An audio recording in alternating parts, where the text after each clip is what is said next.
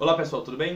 Meu nome é Thiago, eu sou líder de jovens da Igreja Metodista Wesleyana e eu estou fazendo um trabalho discipulado com alguns jovens que estão querendo servir a Deus, buscar mais a Deus e querem ser discípulos. Então, eu estou gravando esse vídeo porque é dúvida de algumas pessoas e aproveitei para explicar para todos. A parábola que eu vou ler aqui está em Lucas 14, versículo 25 ao 35. E eu também tive dificuldade de entender, fiz pesquisa e tudo mais e não consegui entender. Então eu fui orar, pedi graça a Deus e eu espero que a graça que me alcançou alcance você. Se você discorda de mim, eu te respeito. Por favor, vamos conversar de forma amigável como irmãos em Cristo, pessoas civilizadas. Amém?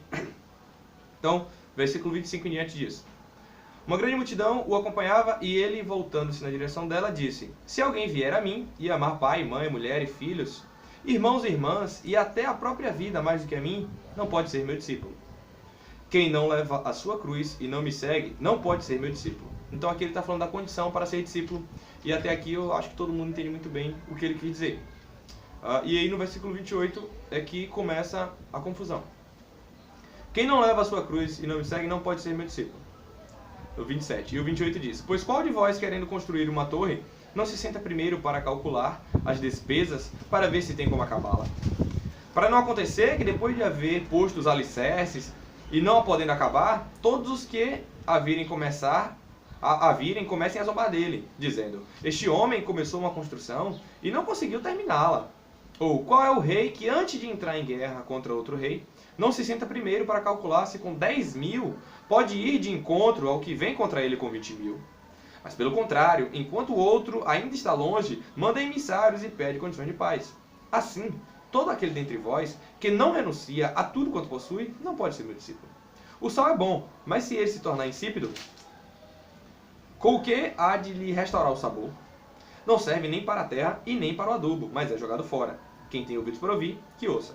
Bem, eu não conseguia relacionar o que é que tem a ver largar tudo para ser discípulo, abrir mão até da própria vida para ser discípulo de Jesus, com construir uma torre e com entrar em guerra. Um rei entrar em guerra contra outro rei.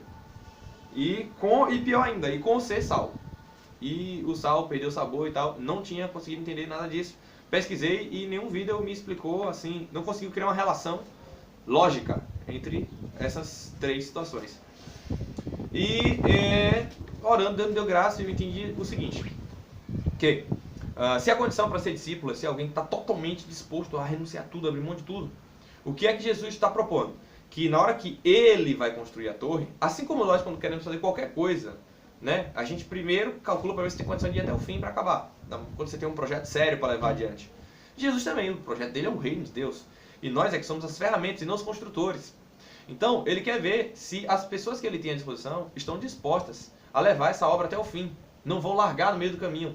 As pessoas estão determinadas a dar a própria vida por amor ao construtor, que é Jesus, e à obra que ele está querendo fazer.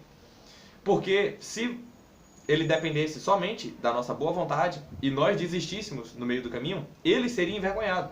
Só que isso não vai acontecer no reino de Deus.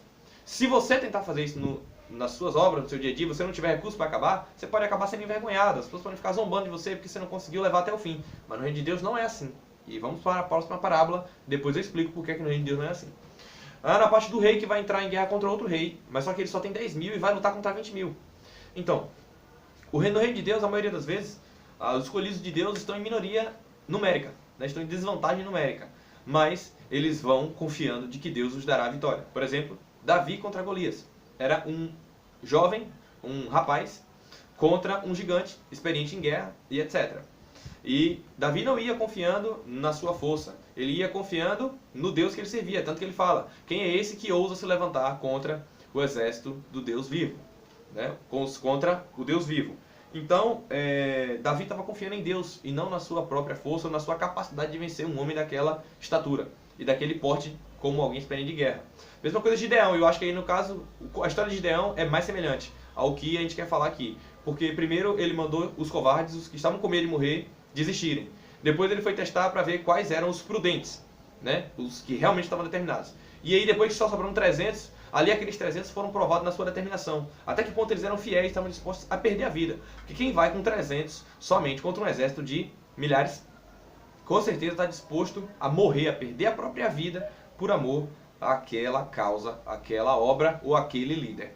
Certo? Então, mas quem dá a vitória nesse caso é Deus. Nesses casos, nunca quem dá a vitória não vem por força do braço daquele que está entrando em guerra. Mas quem dá a vitória é Deus. Assim como se você está com 10 mil e vai contra 20 mil, contra o reino das trevas, você vai decidido a dar a sua própria vida. Os discípulos foram entregues como ovelhas em meio a lobos. Porque as pessoas que estavam contra eles eram pessoas que tinham exército, tinham poder, tinham riquezas e tinham condições até de ceifar a vida deles. Assim também somos nós. Estamos entrando em guerra contra o reino das trevas. Os discípulos, tá? Discípulos. E vamos na convicção de que viver é Cristo e morrer é lucro, como disse o apóstolo Paulo. Né? Se vivemos, vivemos para Cristo. Se morremos, morremos por Cristo. Então não temos medo de perder a nossa vida. Vamos determinado a seguir o Evangelho até o fim. Por quê? Porque Jesus não vai pedir acordo de paz contra o reino das trevas. Você tem que ir até o fim. Tá? E se eu desistir? Não, se você desistir, você não é discípulo e você vai descobrir o que é que acontece com as pessoas que desistem. Né? Aí vem na parte do sal. O sal é bom, mas se ele se tornar insípido, com que há de se restaurar o sabor? Não serve nem para a terra e nem para adubo, mas é jogado fora. Então, se você é discípulo, você desistir dessa obra, você abandonar o reino de Deus, você será lançado fora. Assim como a palavra que diz que aquele que bota a mão no arado não torne a voltar atrás. Assim como aquela ideia da mulher de Ló que olhou para trás. Você não deve olhar para trás, você deve seguir adiante. Se você decidiu começar essa obra, esteja convicto de que você vai até o fim, porque se você abandoná-la, você não serve para mais nada, senão para ser lançado fora. Essa é a explicação da parábola. O construtor da torre é Jesus, a torre é o seu reino, e o rei é Jesus, está entrando em guerra contra o reino das trevas. Você é ferramenta na mão de Jesus que tem que servir para ir até o final. Se você desistir, você será uma vergonha para o reino de Deus.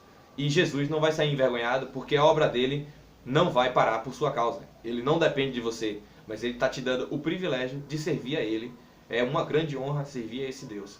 Então, se você desistir, se você abandonar, se você ficar com medo, se você achar que você não vai ganhar porque a sua vida vale mais, não vale a pena, você não quer se desgastar, não quer perder seu tempo, então você será lançado fora, assim como o sal que perde o sabor.